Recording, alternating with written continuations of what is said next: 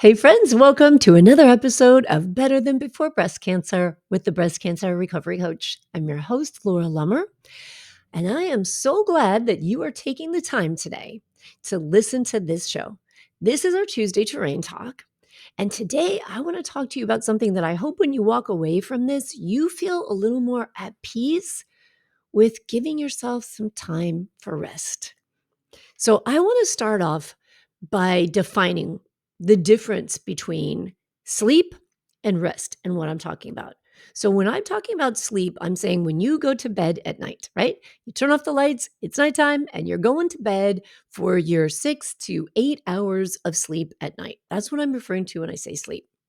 When I'm talking about rest or napping, I'm talking about something different, about listening to your body at periods throughout the day, recognizing the fatigue level that you're at, and actually planning to stop. So a short planned period of rest, of sleep. And I say short, which I'll get into in a minute because timing is actually very important. But before I even talk about why we want to talk about rest or napping or timing or the benefits, I want to share a story with you. I coach a lot of women, and a lot of them struggle with fatigue. Now, fatigue, which I will also talk about in a minute, is very related to cancer treatment. Menopause, fatigue-related menopause. Fatigue is one of the most common symptoms that women experience after menopause. And I'll get into why in a sec. But the problem isn't the fatigue as much as it is the way we resist the fatigue. We fight so hard because we're not willing to be in our life present in the moment. We're not willing to accept where we're at, wherever that is, right? We're constantly fighting. It should be different. It should be like it used to be, but it isn't. And if I could give you any gift in the world, it would be let go of the ideas of what used to be and learn to embrace what is now. Because when you can do that, you're going to start taking much better care of yourself. When we can stop and be in this moment and say, this is where I am now. This is what I'm experiencing now. This is what I need now. Okay, I got my own back. I'm going to do this for myself, right? But when we get into the mindset and the thoughts and the judgments, shouldn't be this way. This isn't right. This isn't good. I don't like it. What will people think of me? We're just really causing a lot of harm to ourselves. We're not doing ourselves any favors. So here, my story is when I was initially diagnosed with cancer in 2011, I was fortunate enough to have known a woman who had already been through breast cancer. I think twice, actually, at that point, she had been through breast cancer. And before I even started treatment, she gave me some really good advice. I didn't know it at the time because I didn't know what I was walking into. But what she said to me is, Laura, you've got to give yourself permission to do whatever you have to do to stay comfortable as you go through this process. That means take all the meds, tell your doctor every single symptom you have because they can help you with them. Don't feel like you have to put up with stuff that doesn't feel good. They have ways of supporting you, but you got to give yourself permission to accept the help. Okay. Now, I did not know what she was talking about because I hadn't started chemo. I hadn't even had my first surgery yet. This was right after I was diagnosed. But I learned very quickly exactly what she meant. So I'm going through chemotherapy. I'm working full time. I'm exhausted. You know the feeling if you've been through chemotherapy, IV chemotherapy. It's exhausting. But I had all these thoughts, right? I'm a professional. I'm in a leadership position at an organization. I can't just nap. You know, what is your story around napping? I hear stories all the time. I can't take a nap. That's so lazy. I feel old. That's not right. I shouldn't have to do that. But the bottom line is none of that stuff matters when your body is screaming at you that it has to stop. And you know that feeling, right? You know what I mean. So I would notice that I'd be sitting at my desk, staring at a computer screen, and I'd realize I have no idea how long I've been staring at this screen. I have no idea when I had my last thought, when I took my last action, when I actually did something. I've just been sitting here blank with a head full of cotton, like just not even being able to think because I'm so tired. And I remembered my friend's advice. And at one point, I decided, that's it. I am not being productive here. This is not okay. My desire to push through this fatigue is not helping anyone. It's not supporting my body. It's certainly not helping my work environment because being awake and being productive are two very different things. And I was not being productive in any way, shape, or form. I couldn't even think straight. So I finally decided I was going to set myself up and I was going to give myself permission to take a nap during my lunch break. I brought a small beanbag chair into work. And I also had a yoga mat because I did teach yoga, lunchtime yoga on certain days at my organization at that time. So I brought a little throw pillow, which I kept in the bottom drawer of my desk, a little blanket, and I had my yoga mat and my beanbag chair under my desk. And I gave myself permission to nap when needed because I realized that if I did that, I was helping myself because I could take a power nap and then I could wake up and actually think again. And so I was also helping my organization and I was helping my team because I was being more present and productive if I allowed myself to rest. And I looked very forward to those naps because there was no question at that time I needed them. And it wasn't only during chemotherapy, but for a long time afterwards. And then fast forward to my 2020 diagnosis and the radiation that I went through then, which was about, I think initially I went through 30 days of radiation. That was exhausting. There's no way I was going to get through the day without a nap going through radiation. And for months after radiation. And even now, I'm on oral chemotherapy. And from time to time, when I feel really fatigued or I notice, oh, I am in a brain fog, I'm tired, I take a nap. Okay. And I love my power naps. Now, I want to talk to you a little bit about why really this isn't a problem unless you make it a problem, and why we feel fatigue and afternoon fatigue, and how cancer treatment, which if you've been through chemotherapy, more often than not has put you into a chemically induced menopause, and how all of that contributes to fatigue. So the bottom line is you're experiencing a biological event, right? Whether it's menopause or whether it's the inflammatory response to many treatments for cancer. All right. So let me give you a little insight on what's actually happening. And then I want to talk to you about why taking a power nap is something that is so beneficial for you. And I want you to think about this as we talk in this podcast. I want you to think about this. Rest is a right that you have. Rest is not a reward. You don't have to work really hard or earn the privilege to rest. Your body sometimes needs rest, and it's a right that you have to rest when you need it, okay? You don't have to earn it. You don't have to tell yourself that you haven't deserved this downtime, okay? Rest is a right, and it is a part of a healthy lifestyle program. So let me tell you a little bit about fatigue and where it's related to cancer and menopause. So I want to share a quote with you from an article I found written by Dr. Christopher Serrano. He's an OBGYN in San Antonio, Texas. And he says that fatigue is one of the most common symptoms of menopause, and that many women attribute that fatigue to poor sleep, to stress, or to other factors. But he says that fatigue during menopause is directly related to the drop in the hormones estrogen and progesterone that happen during this time. That both of these hormones play a big role in metabolism, which is the way that our body uses calories to support our normal function. We've talked about that many times on the Tuesday Terrain Talks. And when levels of estrogen and progesterone decline, your energy levels also drop, which leads to fatigue. Okay? Biological process. No judgment in that.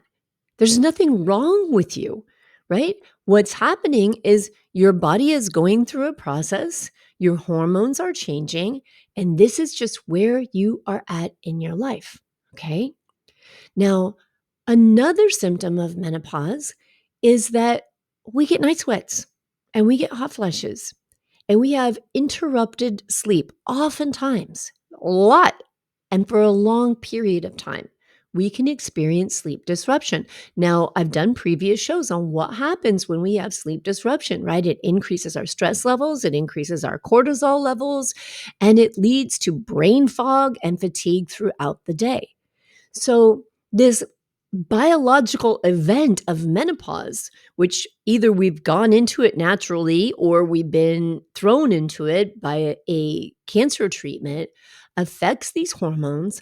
And because your hormones are being affected, your body feels fatigue. Because these hormones affect you in the way of giving you hot flashes and night sweats, your sleep is interrupted and then your body's going to feel fatigue.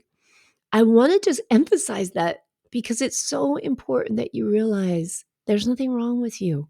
You are not lazy. You are not broken. You are not a bad person.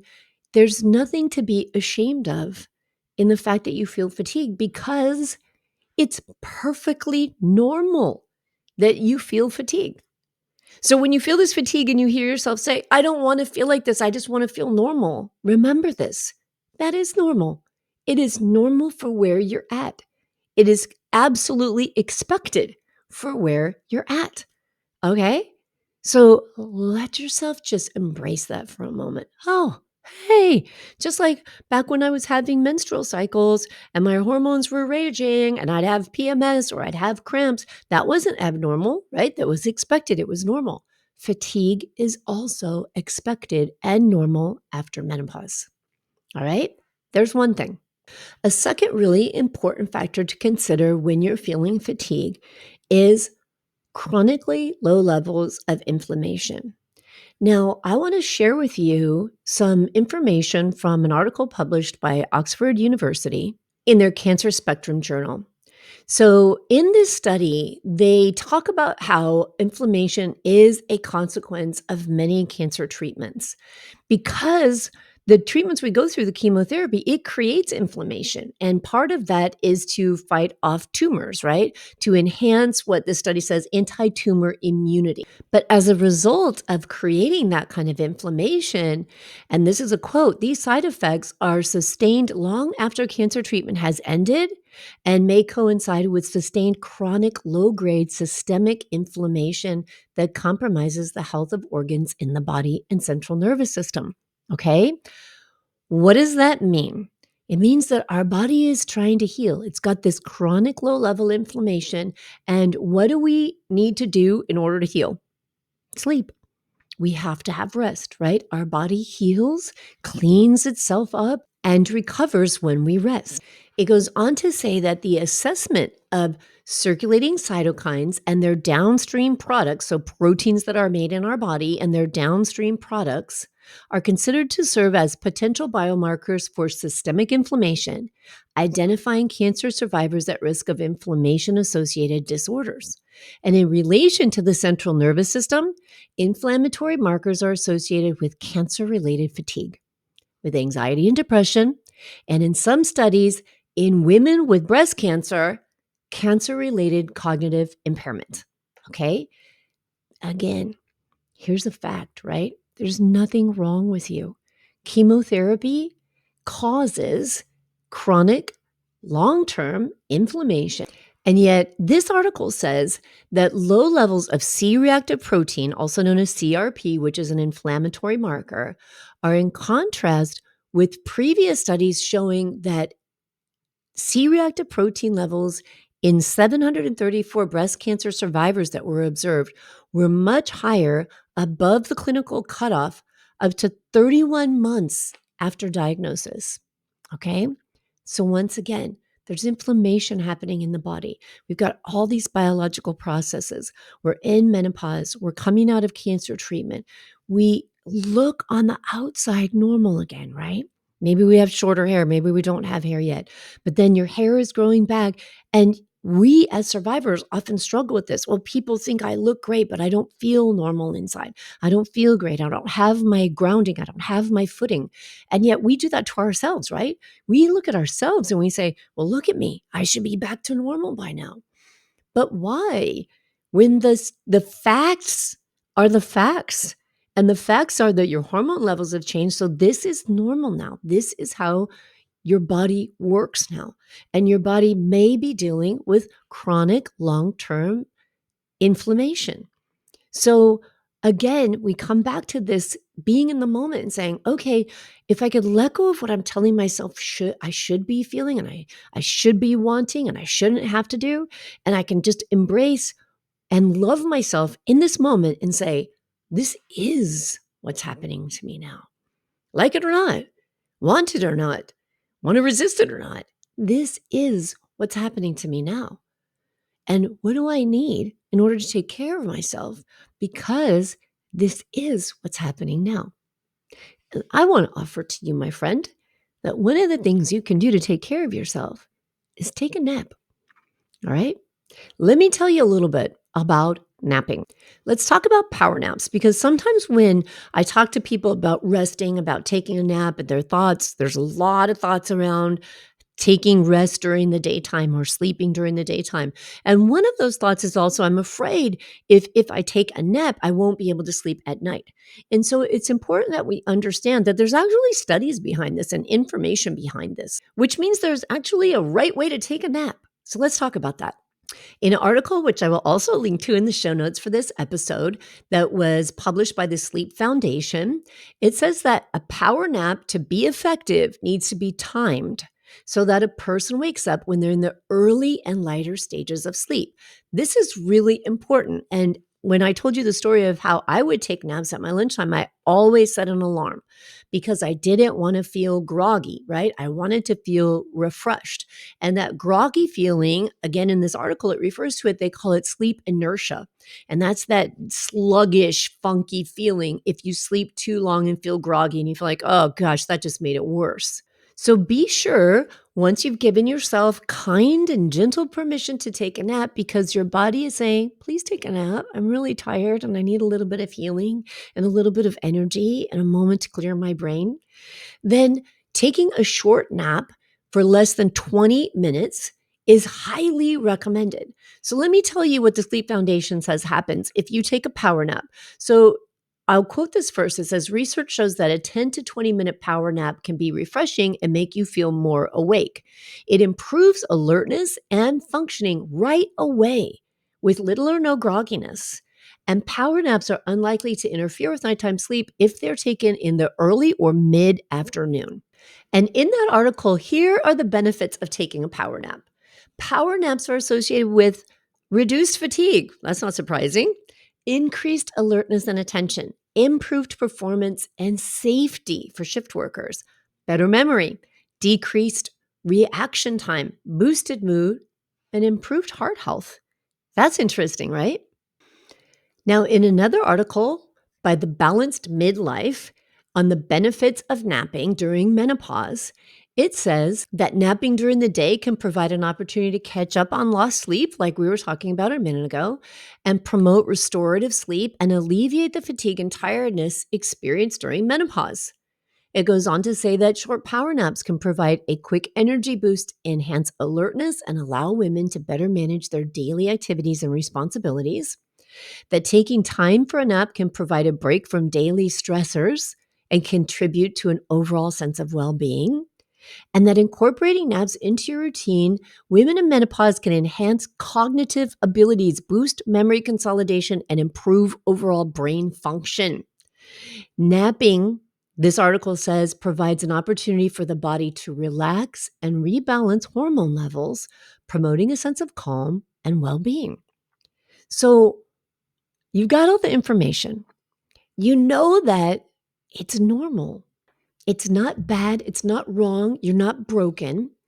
And you hear me tell you that research itself shows there are benefits, right? We're getting a double whammy from cancer treatment and dealing with inflammation and medications and menopause and all of this coming together.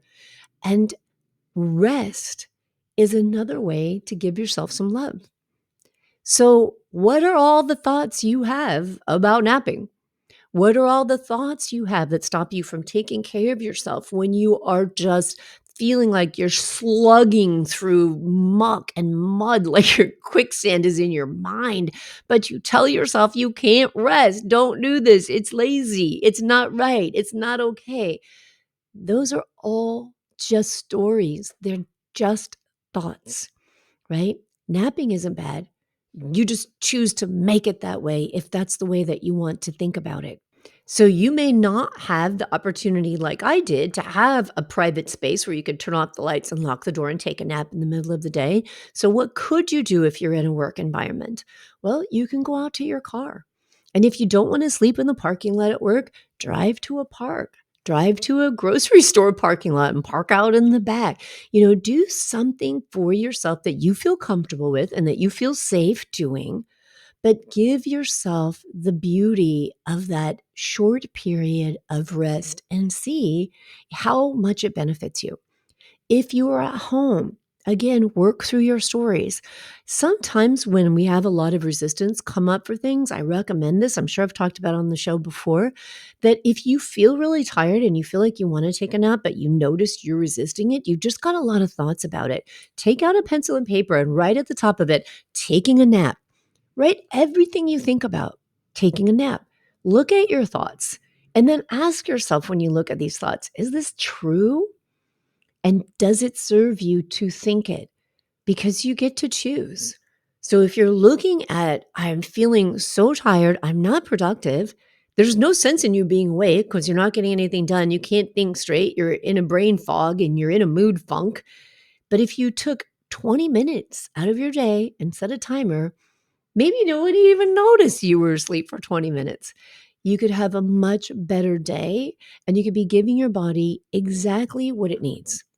Now, if you need more reassurance about that, click the show notes and read the articles and read the studies that I refer to, because I want you to understand that part of taking care of your terrain isn't just getting out there and working out, getting out there and moving, getting up and fixing food and prepping food and eating the right food and counting calories. And some of it is just stop, you know, just relax.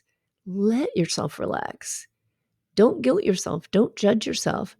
Really tune in and listen to your partner in this life, which is your body. And when your body says to you, please let me take a nap, go ahead, let it take a nap, go to sleep, and remember that rest is a right. It's not a reward. You don't have to bust your butt to earn it. All right. You deserve to take the rest you need. All right, my friends. If you like what you hear here in the podcast, if you feel supported by the information you get in this podcast, come and join me in the Better Than Before Breast Cancer Life Coaching membership, because that is what we do in that membership. We talk about all the things that are real and true, and it's a safe space because you are with a community of women who have been through or are going through what you are going through. We're all in this together. And there's no reason to go it alone, because when you go it alone, you're actually not alone. You're in there with your brain, and your brain is usually fighting you most of the way. So come to a place where you get the support you need without the fight. You can find all the details at the breastcancerrecoverycoach.com/life coaching, or scroll down where you're listening to this podcast and just click on the link and join me. And I'll see you there. Until next time, take care of yourself.